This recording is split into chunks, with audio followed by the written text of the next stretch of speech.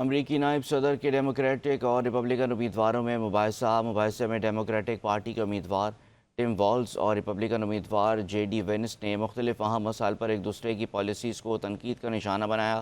امریکہ میں 5 نومبر کو ہونے والے صدارتی انتخابات سے قبل نائب صدارتی امیدواروں کے درمیان ایک مباحثہ ہوا، جس میں ڈیموکریٹک پارٹی کے امیدوار ٹم والز اور ریپبلکن امیدوار جے ڈی وینس نے مختلف اہم مسائل پر ایک دوسرے کی پالیسیز کو تنقید کا نشانہ بنایا۔ اس مباحثے میں مشرقی وسطی کی صورتحال، تارکین وطن کے مسائل، ٹیکسز کا نفاذ، استحقاقِ حمل کے حقوق، موسمیاتی تبدیلی اور معیشت جیسے اہم موضوعات زیر بحث آئے۔ دونوں امیدواروں نے ایک دوسرے پر تنقید کرتے ہوئے اپنے اپنے موقف پیش کیے۔ ریپبلکن امیدوار جے ڈی وینس نے ڈیموکریٹک امیدوار کیملا ہیرس پر تنقید کرتے ہوئے کہا کہ وہ اپنے دور میں امریکہ کے مسائل جیسے افراط زر اور تارکین وطن کے معاملات حل کرنے میں ناکام رہی ہیں۔